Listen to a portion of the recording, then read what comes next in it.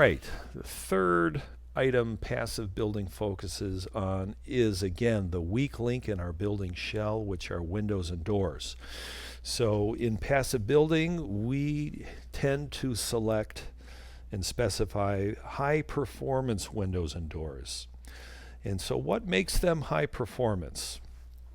Well, the first thing is they avoid some of the downfalls of single and double pane windows, which in colder climates can have a tendency to have condensation. And so with passive building, we are typically locating the window in the middle of the wall assembly for achieving the highest performance.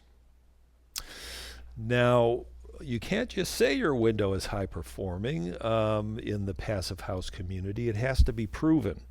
So there are a couple of certifying agencies out there that will critically examine the windows. They will post and do their own testing of what their airtightness metrics are. And they, by certifying them, we can then use those numbers in our software modeling programs and feel confident in the results that we're going to get in our computer modeling and once the house is actually built with its on-site performance. Now you'll notice with these high performance windows that the frames are typically much thicker. You can get them in a variety of materials that you're used to: wood, fiberglass, aluminum, CPVC seems to be a slightly more economic choice, and you can even get window frames now that are fully insulated. Now, most of the US common brands you're used to, the big names, have a few options in their catalog that will work to passive house standards, but they're just in southern climates.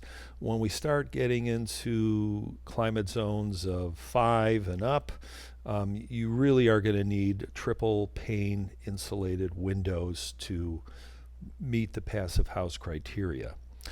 Now, there are just only a couple of US companies that are fabricating passive house level windows. There are many more in Europe, and most of those companies do have sales reps here in the US, but you do have to bring those windows in overseas, so there's some energy penalty for your project in having to do that. In passive house philosophy, we tend to favor windows like casements and awnings, and here this European style shown that's called a tilt and turn, where if the handle is pointing up, the top of the window tilts into the home, allowing for nice ventilation.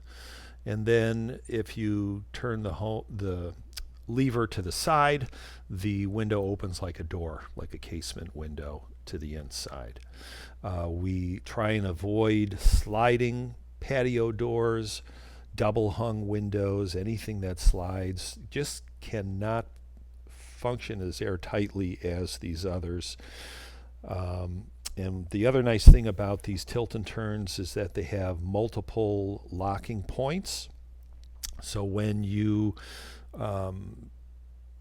twist that lever downwards, it's really locking that sash into the frame, and it's usually not just one rubber gasket that gets compressed, but a multiple series of gaskets that get compressed, which gives it a very high air tightness.